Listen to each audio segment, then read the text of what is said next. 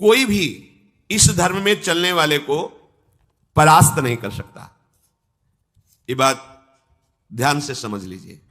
जैसे कोई बहुत बड़ा तांत्रिक है और वो भूतों को वश में करने वाला है और तुम्हारे ऊपर भूत लगा दे, तंत्र के द्वारा मारण मूठ या कोई शाप या किसी तरह का अमंगल, ध्यान दीजिए, इस धर्म की बड़ी महिमा है। यदि आप भगवद आश्रित हैं, नाम जप कर रहे हैं, तो ना माया का कपट चलेगा, ना किसी का तंत्र तुम्हारे ऊपर चलेगा, ना किसी का कोई मारण मंत्र चलेगा, ना कोई भूतावेश तुम पर आविष्टित कर सकता है, ना किसी भी तरह की कोई विष आदि की। यदि आप सच्चे हृदय से भगवान की शरण में हो तो तुम्हारे ऊपर विष का भी प्रभाव खवाया जाएगा, विष और हो जाएगा स्वास्थ्यवर्धक अमृत। गरल सुधा, गोस्वामी जी कह रहे, रिपु करहि मिताई, गोपद सिंधु अनल शीतलाई। जो भगवान का आश्रित जन होता है उसको विष भी अमृत हो जाता है। अगर उससे दुश्मनी करेगा ना कोई और उसका बुरा चाहेगा, वो जितना कुप्रचार करेगा, निंदा करेगा, उतने उसका यश बढ़ेगा। अगर वो आग लगा देगा तो उसके शरीर में चंदन से भी बढ़कर शीतलता का काम आग करेगी।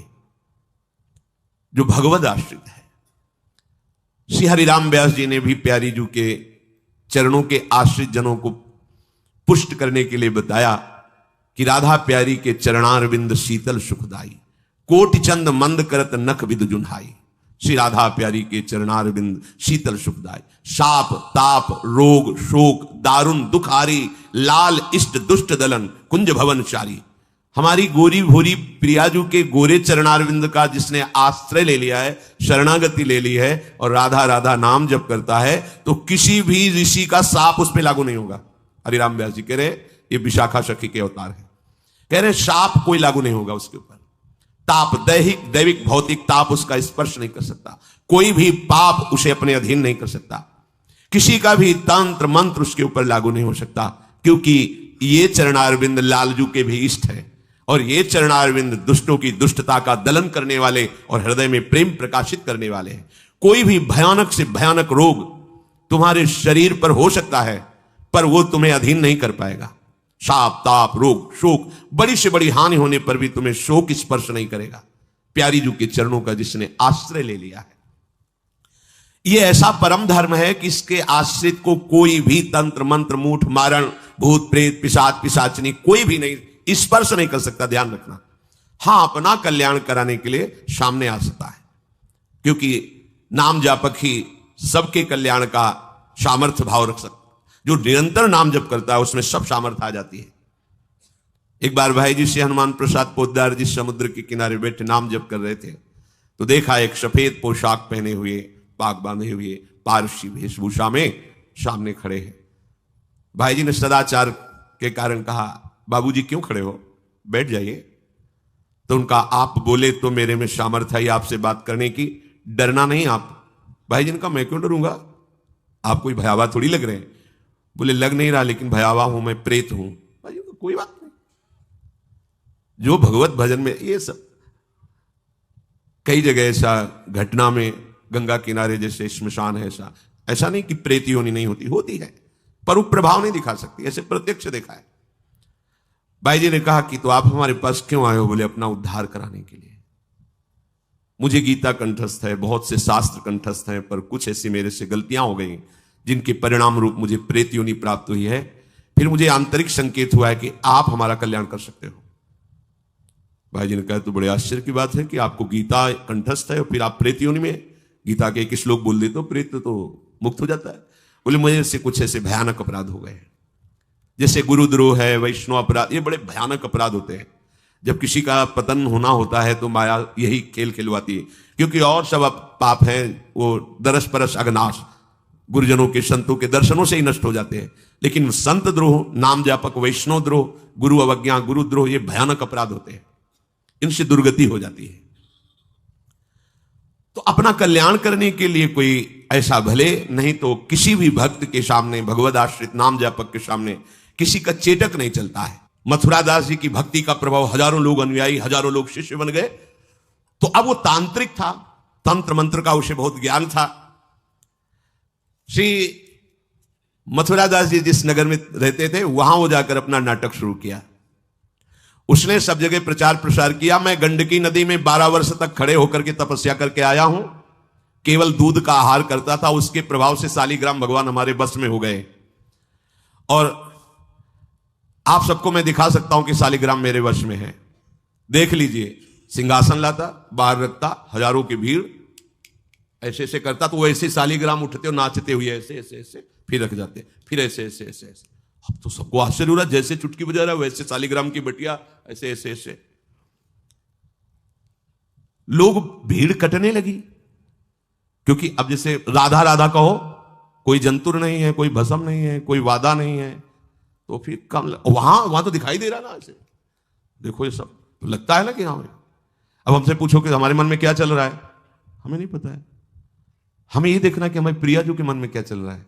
मन मन की रुचि जानिने, मुझे अपनी लाडली की मन की जान के उनकी परिचर्या में रहना है कि तुम्हारे मन की जान के तुम्हारी परिचर्या में रहना है।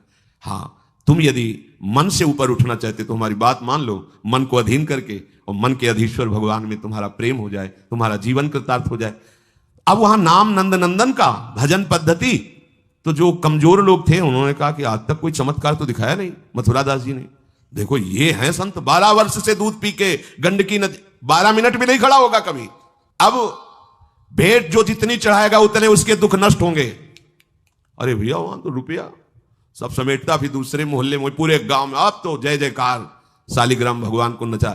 कोई सेवा की सामग्री लेने गए थे मथुरा दास जी की श्रीअंग सेवा में जो रहते थे संत जन, उन्होंने देखा वो आए, बोले महाराज एक बड़ा चमत्कारी महात्मा आया, वो कह रहा 12 वर्ष से हम दूध पीकर गंडकी नदी में वो ऐसे ऐसे करता। तो बोले भैया भक्त तो हो ही नहीं सकता, भक्त भला भगवान को अपना प्रदर्शन क्यों बनाएगा, और उसके बदले में भेंट लेकर के, ये तो नाटक है भैया। वो देखे भी नहीं थे, बोले ये तो नाटक है, कोई संत ऐसा नहीं कर सकता, कोई भक्त ऐसा, कोई संप्रदायाचार्य से दीक्षित वैष्णव मार्ग में चलने वाला, ये तो अपराध है। तो उनका महाराज जी तो हजारों लोग वहां प्रभावित हो, अच्छा है भगवान उस रूप में। बोले नहीं महाराज, फिर सत्य मार्ग के प्रकाशित करने के लिए आप यहां विराजमान, अगर उसका कपट पाखंड चला तो हजारों लोग धोखे में हो जाएंगे, चलो आप एक बार उसके सामने। तो उनका कि यदि हम उसके सामने गए तो उसका सब ये दुकान बंद हो जाएगा। बोले तो महाराज जी आप जरूर चलो, क्योंकि आपके चलने से यदि लोगों की श्रद्धा भगवान में वास्तविक लगे तो आप भी तो यही चाहने के लिए यहां गांव में वास कर रहे हो। उनको बड़ा दुख हुआ कि एक तो उसको दुख होगा, उसका नाटक बंद होगा, दूसरा कि वो जान क्यों नहीं रहा है जिन भगवान को तुम नचा रहे हो, अगर वास्तविक उनके तुम सेवक बन जाओ तो तुम्हें सब कुछ प्राप्त हो जाएगा। शालिग्राम भगवान श्री हरि ही है, कोई और नहीं है।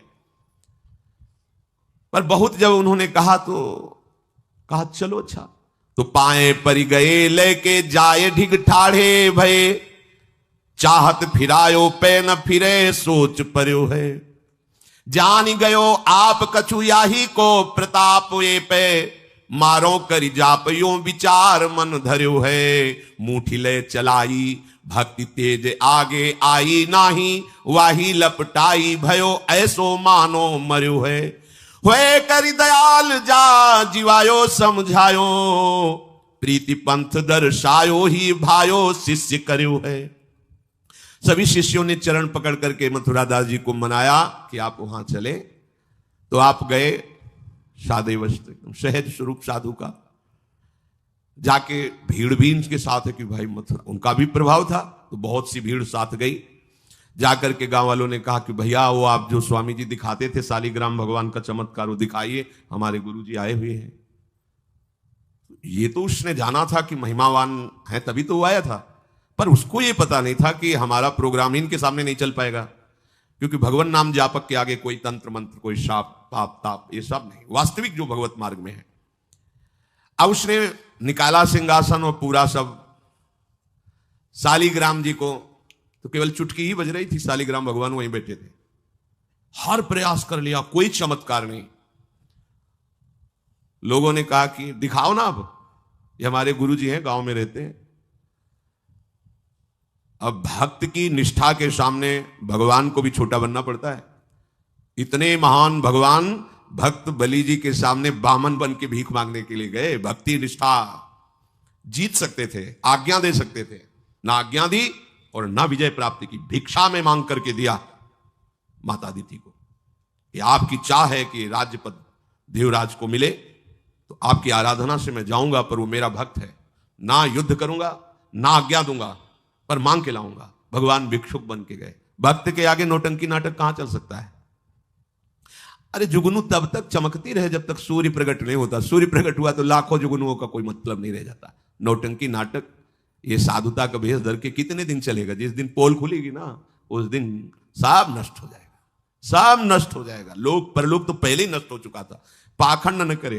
हम कह रहे तुम्हें धन चाहिए, तुम्हें सम्मान चाहिए, राम राम भजो, कृष्ण कृष्ण भजो, हरि हरि भजो, विश्व नमन करेगा, ईमानदारी से भजो। हमने ऐसे संत भगवान देखे ककारा नहीं पड़े, कुछ नहीं जानते, बस एक ओम, दुई ओम, तीन ओम, चार ओम ऐसे जपते, और लोग न्यौछावर थे, सीधे सरल ओम ओम राम राम कृष्ण कृष्ण, साफ सिद्ध। कबीर दास जी जैसे वहां राम राम राम राम। श्री स्वामी सत्संगानंद जी महाराज बक्सर, बस इतने। जब कोई बेटा राम राम ऐसे लगते थे कि मतलब इनको पी जाएं, अपने हृदय में रख ले। इतने दुलारे वयोवृद्ध थे, ऐसा सुंदर रूप, ऐसी कोमलता, ऐसा आकर्षण, बस राम राम राम राम। अरे प्रभु के नाम में क्या नाटक करने की जरूरत क्या है? पाखंड कर। प्रभु महालक्ष्मी पति हो, तुम्हें लक्ष्मी ही चाहिए तो वो सब दे देंगे। काहे को नाटक करे? काहे को किसी को भ्रम में डाले? तुम भ्रम में हो, दूसरे अरे भैया तुम राम राम जपो, कृष्ण कृष्ण जपो, तुम्हारा मंगल इसी, बस इसी में मंगल होगा, दूसरा मंगल कर ही नहीं सकता। अब उनके प्रभाव से उनका कुछ नहीं हुआ। अब तो लोग कहने लगे दिखाओ ना, इसका मतलब तुम नाटक कर रहे थे। अब सबके सामने उसका मान नष्ट हुआ, उसका सब तंत्र बेकार हो गया। कुछ लोगों ने कहा पकड़ो और मारो इसको, पीटो, बहुत नाटक करके रुपया कमा लिया, सब छीन लो, धन छीन लो। किसी ने कहा मार पीट के इसे न्यायाधीश के पुलिस डिपार्टमेंट को दो। ये मथुरा दास जी ने सबसे कहा देखो अगर हमको लाए हो तो हमारी बात मानो, इनको किसी भी तरह का कष्ट मत दो, कोई भी बंधन नहीं। और उनसे कहा भैया आप जिसका नाटक कर रहे हो ना, अगर सत्यता से इसे मान लो तो जिन लोगों ने रुपए चढ़ाए ये बहुत थोड़े हैं, वो तुम्हें निहाल कर देगा। सत्यता से भजन करो, काहे को नाटक करते हो? इतना कह के वो चले गए। पर उसको इस समझ में नहीं आया। उसने कहा अच्छा तुम अपनी दिखा दी, अब मेरी देखना। सबके बीच में कहा तुमने अपनी दिखा दी, अब मेरी। मूर्ख को समझ में नहीं आता। उसने कहा ठीक है तुमने दिखा दिया, अब कल सुबह तक तुम देखना कि मैं तुम्हारा क्या करता हूं। क्योंकि उसे मारण का प्रयोग आता था। अब ये क्रोध उत्पन्न हो जाए तो राक्षस बना देता है, और क्रोध उत्पन्न होता है कामना से, और उसकी कामना सब नष्ट हो गई ना, सब किया कराया सब माटी हो गया, क्योंकि लाखों लोग प्रभावित हो रहे थे। अब वो क्रोध के वशीभूत होकर तामसी जप करने लगा। तामसी जप होता है विनाशकारी। अपवित्र सिद्धियां उसके पास थी।